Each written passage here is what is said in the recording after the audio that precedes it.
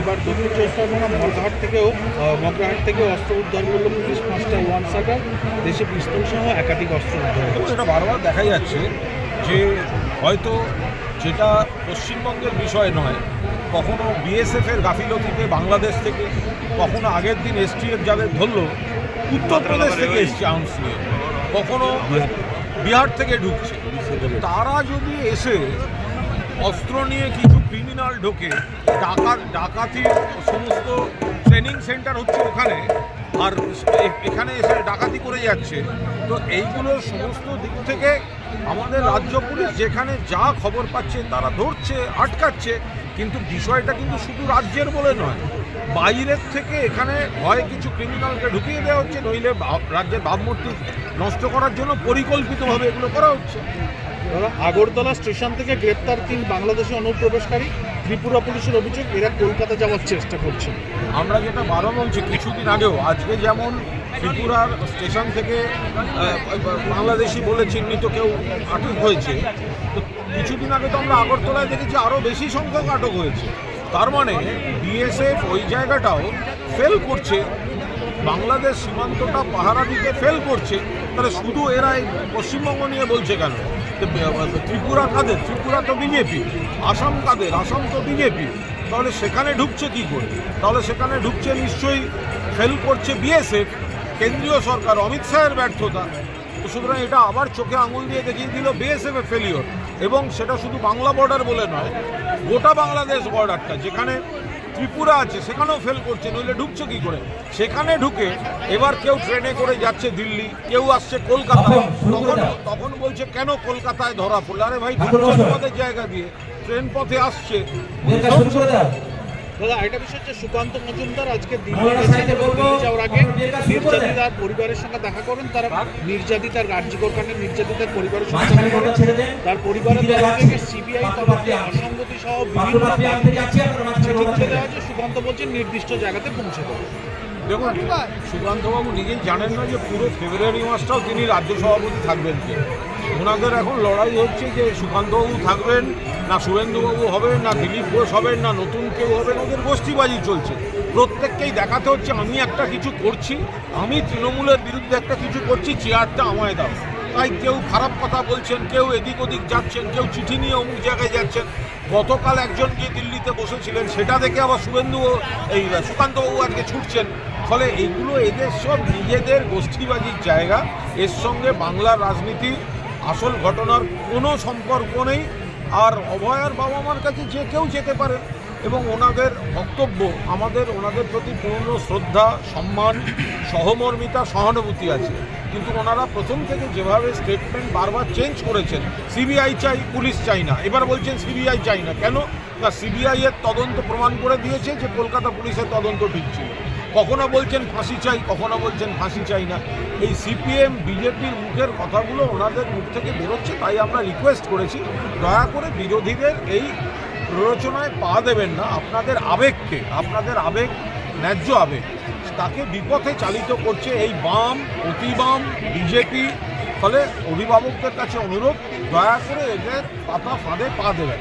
সুকান্ত মজুমদার এও বলছে যে তৃণমূল কিছু চাপা দেওয়ার জন্য আক্রমণ করছে। সুকান্তবাবুকে তো আমি অতীতেও বলেছি, তিনি নবজাতক, উনি রাজনীতিটা বোঝার চেষ্টা করুন, আর এইটার থেকে রাজনীতিটাকে বাদ রাখুন। এটা রাজনীতিটা এটার থেকে বাদ রাখুন।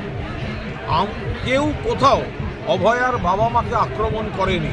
অভয়ার বাবা মা সন্তান হারা, তাদের বুকে আগুন, চোখে জল। তাদের প্রতি প্রত্যেকের সহানুভূতি, সহমর্মিতা, শ্রদ্ধা, সম্মান রয়েছে। কিন্তু তারা ক্রমশ স্টেটমেন্ট চেঞ্জ করতে করতে বিরোধীদের কথাগুলোয় প্রভাবিত হয়ে যেভাবে ব্যক্তি আক্রমণ করছেন মুখ্যমন্ত্রীকে বা তদন্তের বাইরে গিয়ে কথা বলছেন, আমরা সেইটা না বলার জন্য তাদের কাছে অনুরোধ করেছি। এর সঙ্গে অসম্মানের কোনো সম্পর্ক নেই। আর তদন্ত কলকাতা পুলিশ করেছে, তদন্ত সিবিআই করেছে। আপনারাই তো বলতেন যে এই সিবিআই এবার ওর বাড়ি যাবে, সিবিআই আমাদের, সিবিআই ওর বাড়ি যাবে। তা এখন সিবিআই তদন্তের পরেও আপনারা বলছেন সিবিআই মানি না, পুলিশ মানেন না, সিবিআই মানেন না, শিয়ালদা কোর্ট মানেন না, ট্রায়াল কোর্ট মানেন না, সুপ্রিম কোর্ট মানেন না। সেই বারবার আমরা সেইটাই আপত্তি করি। করতে গিয়ে কুম্ভ মেলায় করতে গিয়ে এখনো পর্যন্ত পশ্চিমবঙ্গের আহত হয়েছেন একাধিক, তারও একজন নিখোঁজ হয়ে রয়েছে। যেমন কুম্ভ মেলায় গোটাটা হচ্ছে মোদী সরকার আর যোগী সরকারের, ওদের কোনো প্ল্যানিং ছিল না, হাইপ তুলেছে। কুম্ভ মেলা এসো এসো এসো এসো হাইপ তুলেছে, তার কোনো প্ল্যানিং নেই, ইনফ্রাস্ট্রাকচার নেই, ক্রাইসিস ম্যানেজমেন্ট নেই, মনিটরিং নেই, ফলে এইভাবে মানুষ মারা গিয়েছেন। এবার আমরা তো এই অভিযোগ পাচ্ছি বাংলা থেকেও যারা মারা গেছেন একটা প্রপার ডেথ সার্টিফিকেট ইস্যু করতে পারছে না, সাদা কাগজে লিখে দিচ্ছে, পোস্টমর্টেম করছে না। এটা কি করে হতে পারে? একটা সিস্টেম নেই। আপনারা আমাদের এখানে গঙ্গাসাগর দেখেছেন, এখানে তো 3.5 কিলোমিটার নদী পথেও যেতে হয়, ওখানে তো সবটাই সড়ক পথ। ফলে সেই জায়গায় গিয়ে এখানে মুখ্যমন্ত্রী নিজে দেখেন, এখানে মুখ্যমন্ত্রী নিজে মনিটর করেন, 5-6 জন মন্ত্রীকে ক্যাম্প করে বসিয়ে রাখেন, একটা মনিটরিংয়ের ব্যবস্থা আছে। ওখানে তারা ফেল করেছে, ওখানে কেন্দ্রীয় সরকার হাজার হাজার কোটি টাকা দেয়, এখানে 1 পয়সা দেয়নি গঙ্গাসাগরকে। ফলে যারা ওখানে করেছে তাদের দায় তাদের। এবং আমাদের এখন যা খবর পাওয়া গেছে যে আমাদের এখানকার যে আহত নিহত যারা রয়েছে তাদের পাশে এখন আমাদের দাঁড়াতে হচ্ছে। দাদাটা শেষ হচ্ছে শুভেন্দু অধিকারী বার্তা আছে, সেগুলো আবার আমি আর্জি করে বাবা মার সঙ্গে দেখা করে বলে দেবো। মানে বলতে চাচ্ছেন যে কেন্দ্রের কিছু বার্তা আছে, তিনি আর্জি করে নির্যাতিতা বাবা মাকে। আরে শুভেন্দু আগে নিজের ঘর সামলায়, এখন ওদের ওই Dilip BJP, Suvendu BJP, Sukanta BJP, অমুক বিজেপি, তমুক বিজেপি, আমরা তো বারবার বলছি আসলে বিরোধী নেতা বলে কিছু নেই, বিরোধী দল বলে কিছু নেই, কোনো দলই নেই। মানুষ প্রত্যাখ্যান করেছেন। এখন অভয়ের বাবা মাকে বিভ্রান্ত করে তাদের সামনে রেখে এরা তৃণমূল বিরোধী কুৎসামূলক রাজনীতি করতে চাইছে। বাবা মার যে আবেগ, বাবা মার যে কষ্ট, তাকে বিভ্রান্ত করিয়ে তাদের নানা রকম মিথ্যা আশ্বাস দিয়ে এরাই তো বলেছিল সিবিআই নিয়ে আসুন আমরা বিচার করে দিচ্ছি, এরাই তো বলেছিল। বিকাশ ভট্টাচার্যরা বলেনি? তাহলে সিবিআই হওয়ার পর কি হলো? দেখা গেল কলকাতা পুলিশের তদন্ত ছিল। তো ফলে এখন এরা এইভাবে মিথ্যা আশ্বাস দিয়ে বাবা মার আবেগকে বিভ্রান্ত করে নিজেদের পলিটিক্স করতে চাইছে। বাংলা থেকে এরা প্রত্যাখ্যান। অভয়ের বাবা মা আজকে রাজ্যপালের সঙ্গে দেখা করতে যাচ্ছেন, রাজ্যপালের সঙ্গে যেতেই পারে, কোনো সমস্যা নেই, কোথাও কোনো সমস্যা নেই। গণতান্ত্রিক রাজ্য, তো সেখানে কেউ যদি রাজ্যপালের সঙ্গে দেখা করতে যান তিনি যাবেন, এখানে তো আমাদের কিছু বলার নেই। আমরা বলেছি মানে সমস্ত যারা কলকাতা পুলিশ যা করেছে, সিবিআই করেছে, ট্রায়াল কোর্ট, সুপ্রিম কোর্ট, এগুলোকে তো মানতে হবে। এখন কেউ কাউকে বলে দিল, বিরোধীরা যা শিখিয়ে দিয়ে গেল সেইটা যতক্ষণ না মানে সেইটা চাই বলে বিভিন্ন জায়গায় ঘুরে বেড়ানো মানে কিন্তু ন্যায় বিচার নয়। আসল ধর্ষক এবং খুনি ধরা পড়েছে, তার ফাঁসিটা দরকার। অতীত আমাদের অন্যান্য জায়গায় যেগুলো ঘটেছে রাজ্য পুলিশ ফাঁসি আদায় করে এনেছে, তো তা না করে তারা যদি বেশি লোকের মানে যারা তৃণমূল বিরোধী পার্টিগুলোর কথা শোনেন তারপর এখানে ঘোরেন, এটা তাদের স্বাধীনতা আছে, কিন্তু তার সঙ্গে ন্যায় বিচারের সম্পর্ক নেই। ওটা রাজ্য সরকারই দিচ্ছিল প্রথম থেকে। নন্দীগ্রাম পল্লী উৎসবে এসছেন, নন্দীগ্রাম পল্লী উৎসব কার্যত সুফিয়ানদের মেলা হিসেবে এটা দারুণ। নন্দীগ্রাম একটা পল্লী উৎসব, এখানে সুফিয়ানরা যা করছেন একটা বিরাট মেলা। উদ্বোধনে তো একটা লক্ষাধিক মানুষের একটা ভয়ঙ্কর সমাবেশ হয়েছে। আজকে আবার এতজন বিয়ে হচ্ছে, গরিব ঘরের বিয়ে দিচ্ছে দাঁড়িয়ে থেকে, এবং সমস্ত রকম তাদের নানা রকম সামগ্রী, নতুন সংসার বসানোর সমস্ত জিনিসপত্র দিয়ে অভিভাবকের মতো করছে।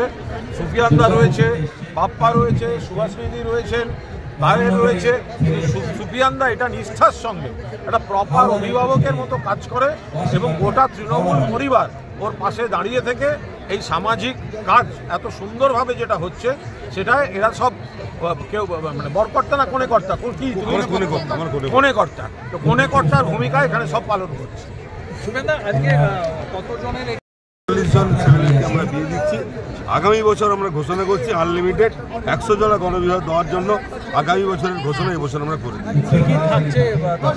আমরা উপহার দিচ্ছি। উপহার মানে আমরা ব্যাখ্যা করে বলছি না, আইনি সমস্যা আছে। আমরা বরকনেকে যা দেয় উপহার তো দেয়াই যায়। একজন অভিভাবক দাঁড়িয়ে বিয়ে দিচ্ছেন, তিনি বরকনেকে যা উপহার দিচ্ছেন, এর সঙ্গে তো মানে এর সঙ্গে তো কোনো পণ অমুক কোনো সম্পর্কই নেই। এটা একটা সামাজিক কাজ। আর্থিকভাবে পিছিয়ে থাকা পরিবারগুলোকে আরও উৎসাহ দেওয়া, আরও বেশি সংখ্যকভাবে যাতে সংগঠনগুলো এগিয়ে আসে, সেখানে যদি সুফিয়ানরা অভিভাবকের মতো উপহার দেয়, উপহার তো দিতেই পারে।